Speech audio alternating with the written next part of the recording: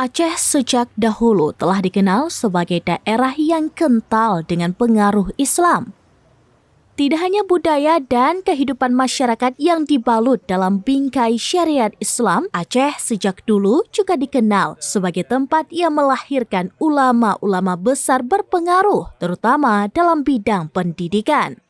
Tengku Haji Muhammad Hasan Kurungkale atau Abu Hasan Kurungkale adalah salah satu ulama Aceh yang memiliki peran penting, bukan hanya di Aceh tapi juga di kawasan Nusantara. Abu Kurungkale termasuk ulama tersohor pada abad ke-19 dan dikenal sebagai tokoh pendidikan.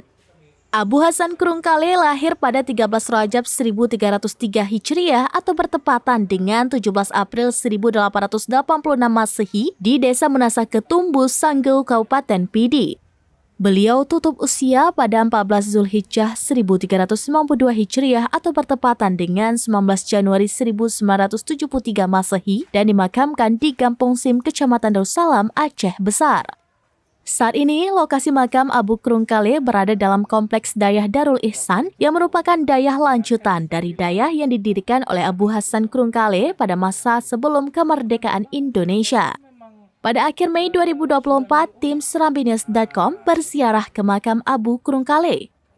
Didampingi oleh Ketua Yayasan Darul Ihsan Tengku Haji Mushanif beserta para stafnya, kami juga berkesempatan untuk melihat kondisi terkini lembaga pendidikan yang diwariskan oleh ulama karismatik Aceh ini.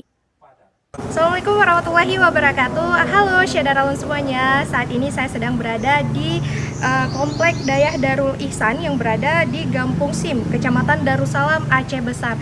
Nah, Syadaralun, sebelumnya saya sudah berkunjung di Komplek Dayah Darul Ihsan ini, bertemu dengan ketua yayasan, kepala sekolah, dan para staf-staf pengajar lainnya. Dan sekarang ini saya berada di Komplek Makam Abu Hasan Kurungkale. Beliau merupakan pendiri pertama sekali Dayah Darul Ihsan ini sebelum berubah dari Dayah Salafi menjadi Dayah Darul Ihsan.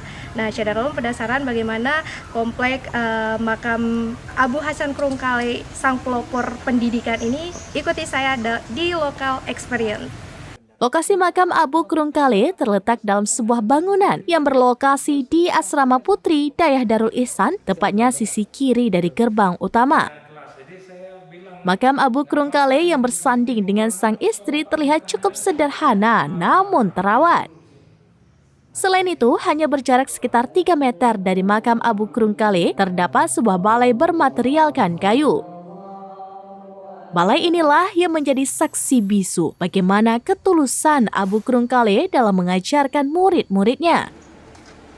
Kini, balai tersebut telah diperluas dengan bangunan baru yang dibangun di sekelilingnya dan masih aktif digunakan oleh santri-santri Dayah Darul Ihsan untuk proses belajar mengajar. Di bawah pimpinan cucu-cucunya, yakni Haji Waisul Qarani Ali, Tengku Haji Mushanif, dan Tengku Haji Muhammad Faisal, dayah ini mampu bersanding dengan nama-nama dayah besar lainnya di Aceh. Abu Hasan Kurungkale, karena beliau kan ini dikenal sebagai sosok pelopor pendidikan. Betul. Yang pertama, beliau lahir 1873 di Grong-Grong di Sigli. Kenapa lahir di sana? Karena pada saat itu sedang perang berkecamuk, perang Belanda masuk ke Aceh. Jadi sebagian orang-orang di Banda Aceh sini, di Aceh Besar, itu bergabung dengan pasukan Mujahidin di Pidi. Jadi ayah beliau syahid di sana di daerah Merdu, dikubur di pekuburan Teguh 435, dan beliau lahir di daerah Grong-Grong itu. Habis itu beliau sekolah di Ian di Malaysia, dan setelah itu berangkat ke Mekah. Mungkin di Mekah sekitar 7 tahun. Pulang dari Mekah langsung balik kemari di tempat keluarga beliau awal di sini.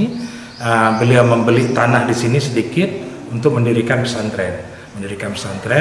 Baru kemudian banyak yang berwakaf setelah beliau membeli tanah. Banyak yang memberikan wakaf. Setelah itu ya murid-murid beliau itu bukan anak-anak, tapi adalah pimpinan-pimpinan pesantren di daerahnya masing-masing, di kampungnya masing-masing, di seluruh Aceh. Beliau memang mengabdikan dirinya di bidang pendidikan, dan beliau memang seperti saya ungkapkan tadi, memang bukan milik keluarga lagi, sudah milik umat. Karena keseharian beliau selalu dengan persoalan pendidikan, dan sehingga juga beliau terakhir bergabung dengan Persatuan Tarbiyah Islamiyah yang memang juga salah satu programnya itu di bidang pendidikan, dan beliau dipercayakan menjadi anggota konstituante di Jakarta. Jadi memang keseharian beliau itu selalu dengan urusan pendidikan umat, begitu. Dan anak-anak murid beliau rata-rata semua ya menjadi pimpinan-pimpinan pesantren besar di Aceh pada saat ini kita lihat.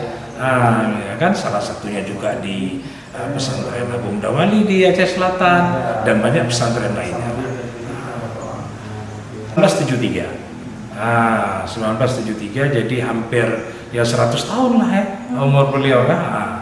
Tapi pada saat itu kan memang sudah sangat uzur ya. Jadi mungkin setelah pemberontakan DI beliau dipindah ke ke Penayung di Kedah, beliau sudah tidak lagi memimpin pesantren seperti di sini, karena pada saat itu nggak mungkin lagi hidup karena proses pendidikan atau kita belajar mengajar pada saat pemberontakan DI itu terhenti sama sekali di semua tempat.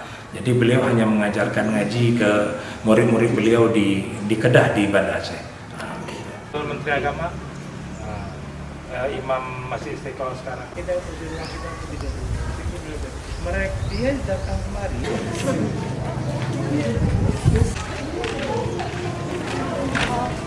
Sister Haya, please. 3.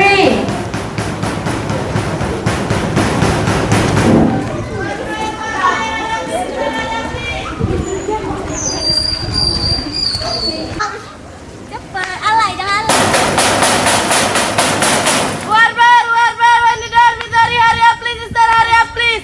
Kamu ada please.